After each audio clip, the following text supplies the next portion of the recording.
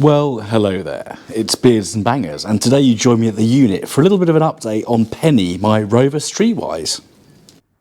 Welcome to Beards and Bangers.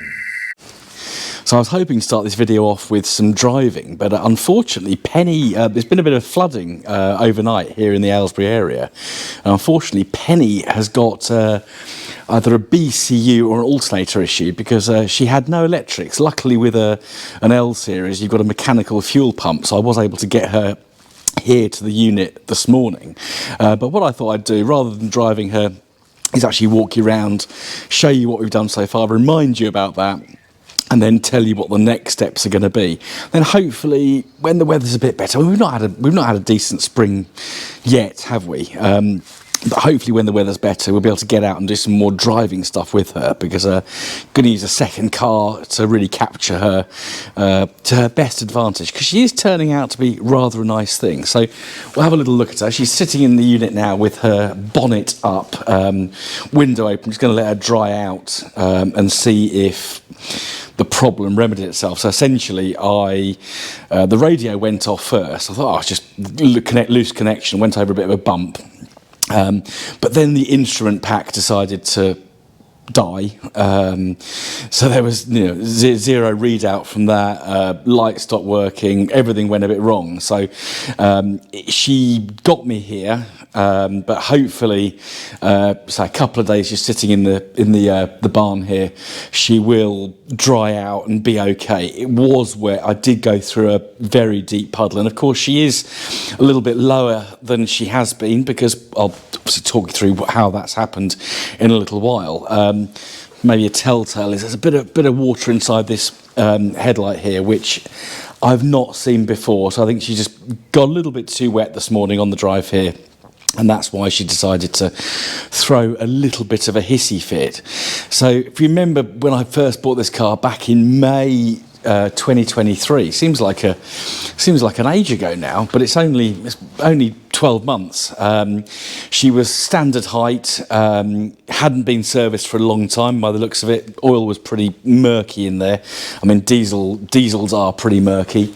But yeah, standard height, everything standard, so 101 brake horse, loads and loads of torque, but not really that quick. So I decided L series, they really lend themselves to tuning. So first job was to actually do a full service, make sure everything was okay there. In the air filter housing here, we've got a performance panel filter. You can't get K&N filters anymore for 25 ZR's Streetwises. They are very hard to get. So it's got I think it's Brit part, like a blue panel filter, which is, you treat exactly the same way as a K&N panel. And then we did a service and also a cam belt change as well. So you can get a lot of power out of these engines. But if you're going to up the power, you don't want your cam belt snapping, because matching the head of an L series engine is a very costly mistake. So yeah, full service, cam belt change, and then we started on tuning her. So job number one was to delete the EGR, and you can get can't quite see in there, but that's where the EGR lives down there. So yeah, EGR delete. The cat's been modified. I think that's probably the best way of putting it. And then the next step was to get the SDI injectors. So they're from the R8 diesels. So the 418, 218. I think that was all they did. That with the Peugeot lumps in. So much bigger injectors. Just doing those, I'll spin you back round again. Just doing those three things alone gave a noticeable increase in power. So I remember we did the EGR and CAT first. Yeah, that felt quicker. Did the SDI injectors. The wheels started lighting up every time you put your foot down. Lots of smoke. Obviously, you're overfueling the car. As a result of that, when you overfuel the car, the fuel pump and the ECU are going, what's going on here? Engine management light comes on. So next step was over on this side of the car. So here we've got a Chasley MAFLIS switchable. This is a Chasley switchable ECU. So old ECU came out. Austin very kindly painted the ECU housing for me. That's why it's in nice black paint rather than rusty steel, which is what it was before. You'll notice here that the mass airflow sensor's unplugged. So if I was to plug this back in, I've still got a remapped car, but I would drop the power by 25-30 brake horse. So you'd be running at about 130 brake horsepower. So the way that Chaz's ECUs are programmed is if the MAF's unplugged, it's a switch to give it more power effectively. So it's a switchable ECU. So by unplugging it, you're releasing. I haven't got it at rolling road yet, but I'm guessing, 150, 160 brake horsepower. That's for now. If we were going to do a bit of driving today, we'd actually see the problem we've got. So the turbo boost pressure is now too low. So stock turbo boost pressure on these is about 14 psi. But with this kind of map, you need really 20 to 22 psi to get things going. Great fun, absolute hoot. The issue I had was, so if you think of a Streetwise at its normal ride height and with its standard 16-inch wheels, the back of the car was squatting under acceleration. I think I've got a video clip somewhere. I won't splice it in, but there's a video clip of the car squatting quite badly. The problem with that, it looks great, looks really theatrical, absolutely fantastic. The problem is you're obviously losing traction on the front wheels aren't lifting off. Obviously the car would do a backflip if it was going to do that, but the front wheels lose a bit of traction, so you lose the precision of the steering. Just noticed I clonked one of the alloys there, which is annoying. You lose precision of the steering and you lose grip. So the wheels spin even more. So phase 2, if you go back to one of the previous videos on this car, phase 2 was to look at the suspension. So I picked up these addendums from Allegro Man back in the summer of last year, so July, August time. These have been refurbed, just in standard sparkle silver. And we've fitted Goodyear Eagle F1s just because this car is pretty pokey, and you want a tyre that's really safe, so real good grip, excellent. These really do displace the water very, very well. So that's that had to be done because it's just a safety thing, really, really important. So got the addendums sorted out. The next step was to lower the car and to change the front brakes. So it's on ZR TD springs, which are a 30mm lower.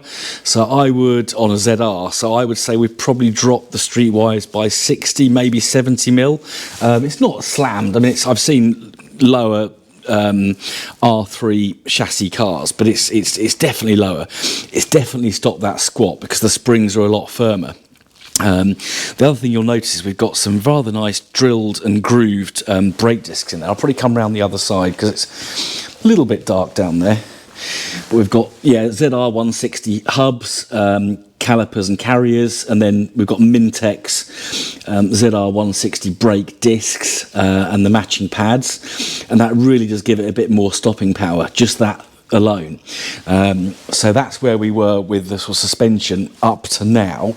And then the other thing that's been done is just cosmetic. So I managed to get 2 front wings. So Penny's wings, one was dented, so this side had pretty big dents sort of there. So got a new wing, got them painted up.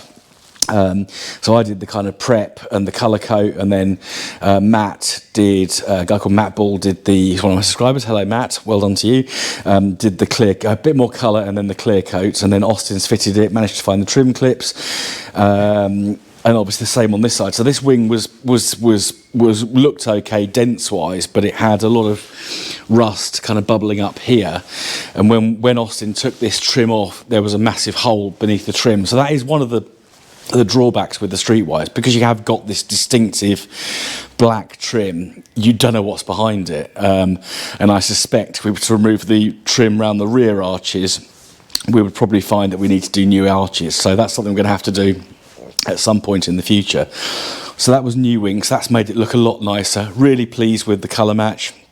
No blending was done. looks really good. The other thing I did, Austin did, was to put these gas struts on the bonnet. So remove the stalk you normally get here. I think that's somewhere in my house, that stalk now, and the gas struts give you a bit more lift on the bonnet, and also just make it aesthetically pleasing, make it look a bit nicer all round.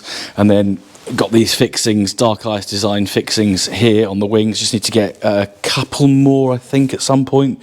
It really enhances the appearance. So yeah, we've got 2 in the middle and then 3 down each side. So that's really where we're at up to now. So what I wanted to move on to now is the next step. So if I just lower the bonnet without shutting it completely and without trying to slice my fingers off. So the wick, because it's got nice new wings, it makes the bonnet look a bit scabby. So going to get the bonnet sprayed, you'll also notice that the roof, the lacquer's gone, so we're going to get the roof resprayed as well. Before we do that, I will try and open the boot up as well, so you can see. Oh no, it's working all right. I thought I might have a bit of difficulty getting in the boot with the electrical gremlins. And I don't know how well you can see this, but we've got the usual R3 problem of rot around the boot hinge area. So at some point we will put get panels for this and get them welded in, and do that hopefully at the same time as getting the roof resprayed, just to really preserve the car. I've done the headlining in this as well, so I won't show you that because it's a comprehensive video on me doing the headlining on this car. But yeah, so that's one of the next sort of cosmetic tweaks to this car. And then the next job is because we've put lowering springs on it, it's got standard Rover 25 shock absorbers, so it's very bouncy. Any little crease in the road sends a real jolt through the car and invariably up my spine into my brain, so it's quite uncomfortable. So I've managed to finally source some genuine ZR160 shock absorbers, so that will hopefully handle the much lower springs with aplomb. And then the next job at the same time is to put these hubs. It says complete hub assembly. So this is a ZR160 backplate, caliper and carrier, and a braided hose, which looks really nice. And then on the other side, if I just carefully rock that over, we've got another Mintex brake disc and obviously the accompanying pad. So it's not just attractive, but it's also going to give the car a lot more stopping power. We think the servo that it's got will have enough grunt to power disc brakes at the back as well. Obviously the one disadvantage of removing the drums is that the handbrake won't be as good, because drum brakes are very good for the handbrake, so they're going to go on at the same time as the new shock absorbers, and then hopefully she will handle a lot better. And that's really where we're up to with Penny. So I really enjoy driving this car. I was slightly sceptical about the Streetwise. I'll spin you around. Slightly sceptical about the Streetwise for quite a long time, but having had a 25 a couple of years ago, I thought, I'm going to give one a go. And of course, this is Yachts 2024 year of the Streetwise. Unfortunately, we didn't have our stand at POL because POL was cancelled. Couldn't be helped. The weather's been atrocious all year. What a wet winter and early spring we've had. Hopefully, things are going to improve going forward. But yeah, I'm very much in the Streetwise camp now, along with most other MG Rover products. Let's be honest about it. You know me by now. I'm a massive fan. So thank you for watching. Here's a bit of an update on Penny for you. Don't forget to hit like, subscribe, don't forget to share, and do drop a comment down below. And I'll see you again very soon on the next episode of Beards and Bangers. Goodbye.